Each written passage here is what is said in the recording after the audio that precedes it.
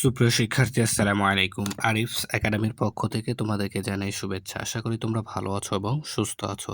তো আজকে আমি তোমাদের গণিত বইয়ের পৃষ্ঠা নম্বর ৭৭ এর যতগুলো অঙ্ক আছে, অর্থাৎ ২ টি অঙ্ক আছে, ঠিক আছে? লিখিত অঙ্ক। তো ২ টি অঙ্কই সমাধান করে দেব, ঠিক আছে? তাহলে চলো শুরু করা যাক। তো প্রথমে আমরা ৪ নাম্বারটা সমাধান করব, ঠিক আছে? তো ৪ নাম্বার বলছে, দেখো, মামুন সাহেবের মাসিক বেতন ৩০,০০০ টাকা, ঠিক আছে? তাহলে মামুন সাহেবের মাসিক বেতন, অর্থাৎ এক মাসে তিনি ৩০,০০০ টাকা বেতন পান। প্রতি মাসে তিনি ১৫,০০০ টাকা বাড়ি ভাড়া, ঠিক আছে? প্রতি মাসে তিনি ১৫,০০০ টাকা বাড়ি ভাড়া এবং ১৪,৫০০ টাকা অন্যান্য জিনিস ক্রয়ে খরচ করেন। ঠিক আছে? দেখো, তাহলে প্রতি মাসে ১৫,০০০ টাকা বাড়ি ভাড়া দেন, ঠিক আছে? এবং ১৪,৫০০ টাকা তিনি অন্যান্য আরও আসবাবপত্র বা খাবার-দাবার এগুলো নিয়ে খরচ করেন। তো এখন বলছে তিনি ৭ মাসে কত টাকা জমা করেন, ঠিক আছে? তাহলে দেখো, এখানে মোট তার খরচটা আগে আমাদেরকে বের করতে হবে, ঠিক আছে? এরপরে তার ১ মাসে সঞ্চয় ক টাকা আসছে সেটা বের করতে হবে। তারপরে আমরা ৭ মাসেরটা হিসাব করতে পারবো। তাই না? তাহলে আমরা ১ম এ কি করব, যে তিনি মানে মাসে কত টাকা খরচ করেন, ঠিক আছে? সেটা আগে বের করে ফেলি।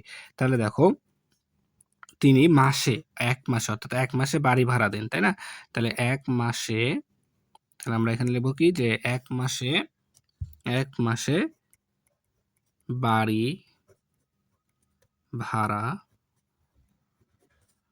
দেন সমান ১৫,০০০ টাকা। ঠিক আছে? ১৫,০০০ টাকা বাড়ি ভাড়া দেন। ঠিক আছে? আবার ১ মাসে তার অন্যান্য খরচ আছে। ঠিক আছে? অন্যান্য জিনিস ক্রয়ে, তাহলে ১ মাসে অন্যান্য জিনিস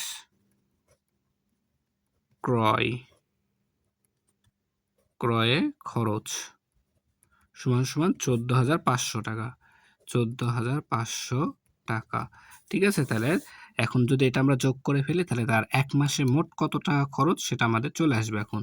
তাহলে দেখো, ০, ০, ৫ আর ০ যোগ করলে ৫, ৫ আর ৪ এ ৯, আর ১ আর ১ এ ২।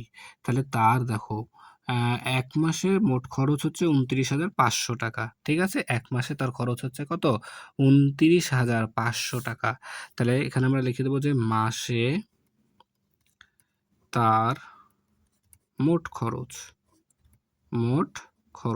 তাহলে ১ মাসে তার মোট খরচ হচ্ছে ২৯,৫০০ টাকা।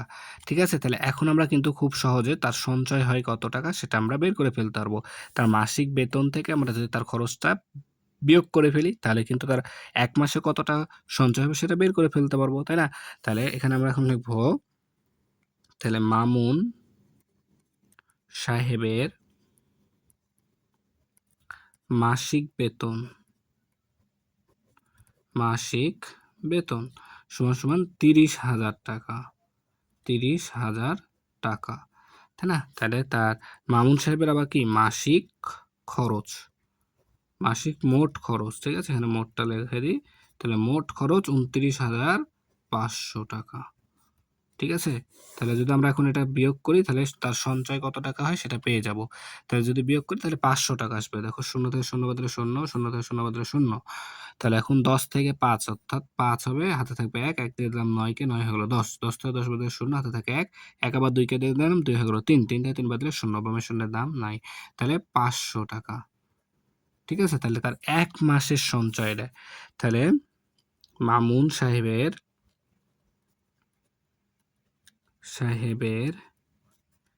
১ মাসের সঞ্চয় বা ১ মাসে জমা করেন। তাহলে ১ মাসে তিনি জমা করেন ৫০০ টাকা, তাই না? তাহলে এখন আমাদের প্রশ্ন দেখো, বলছে কি, যে তিনি ৭ মাসে কত টাকা জমা করেন? তিনি ৭ মাসে কত টাকা জমা করেন? তাহলে ১ মাসের পেয়ে গেলাম এখন, তাহলে আমরা সহজে কিন্তু ৭ মাসেরটাও বের করে ফেলতে পারবো, তাই না? তাহলে ১ মাসে যদি ৫০০ টাকা জমা করে, তাহলে ৭ মাসে আরো বেশি, তাহলে গুণ করতে হবে। তাহলে এখন আমরা লিখব, অতএব ৭ মাসে জমা করেন। তাহলে ১ মাসে ৫০০ টাকা জমা করলে ৭ মাসে আরো কি বেশি জমা করবে, আর বেশি করলে আমাদের গুণ করতে হয়। ঠিক আছে? তাহলে ৫০০ গুণ ৭, ঠিক আছে, টাকা। তাহলে দেখো, ০, ০, ৫ ৭ ৩৫। তাহলে ৭ মাসে তার জমা হন কত টাকা? ৩,৫০০ টাকা। ঠিক আছে? ৭ মাসে তার জমা হন ৩,৫০০ টাকা। তাহলে উত্তর আমরা লিখব ৩,৫০০ টাকা। ঠিক আছে? এটা হচ্ছে আমাদের উত্তর। তো এখানে একটা কথা বলি দেখো, তার কিন্তু মাসে ৩০,০০০ টাকা ইনকাম। ঠিক আছে? তো তিনি মাসে ৩০,০০০ টাকা ইনকাম করেও তার দেখো খরচ হয়ে যাচ্ছে ২৯,৫০০ টাকা। আর মাত্র ৫০০ টাকা তার কি সঞ্চয় থাকে। তাহলে আমরা দেখো মানুষ এমনি বলে না, বড়রা দেখো বলবে যার যত ইনকাম তার তত খরচ। তো আসলেই তাই। দেখলা? এখানে আমরা কিন্তু তার প্রমাণ একটা পেয়ে গেলাম। ঠিক আছে? তাহলে দেখো এবার ৫ নাম্বারটা। তো ৫ নম্বর বলছে ১ ডজন কলা ও ১ হালি ডিমের দাম একত্রে ৳১৯৬ ঠিক আছে? তাহলে ১ ডজন, তাহলে এখানে আমাদের ২ টা আরো জানার বিষয় আছে। ঠিক আছে? তাহলে এখানে দেখো ১ ডজন বলছে। তাহলে ১ ডজন সমান কয়টি? ১২ টি। ঠিক আছে? ১ ডজন সমান ১২ টি। তাহলে ১ ডজন কলা অর্থাৎ ১২ টি কলা ও ১ হালি ডিম। ১ হালি সমান কয়টি? ৪ টি। ঠিক আছে? ১ হালি সমান ৪ টি। তাহলে দেখো এখানে আমাদের তাহলে ১ ডজন অর্থাৎ ১২ টি কলা এবং ১ হালি ডিম অর্থাৎ ৪ টি ডিমের একত্রে অর্থাৎ মোট দাম ৳১৯৬ ঠিক আছে? এখন বলছে যে দেখো একটি ডিমের দাম, ঠিক আছে? তাহলে এখানে একটি ডিমের দাম ৳১৩ হলে একটি কলার দাম কত টাকা? তাহলে দেখো ১ম এ আমাদের একটি ডিমের দাম দেওয়া আছে। তো আমরা এখন যদি এখান থেকে ১ হালি অর্থাৎ ৪ টি ডিমের দামটা বের করে ফেলি, তাহলে কিন্তু আমরা খুব সহজে সমাধানটা করে ফেলতে পারবো।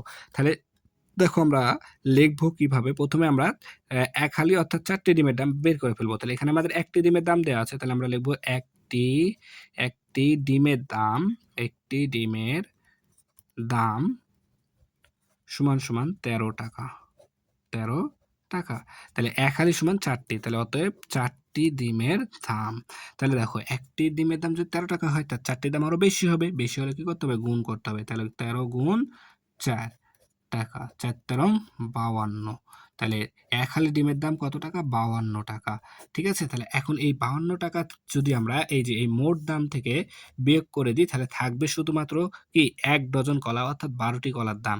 তাহলে তখন আমরা কিন্তু ওই ১২ টি কলা থেকে ১ টি কলার দাম বের করে ফেলতে পারবো। তাহলে এখন আমরা লিখব যে কি?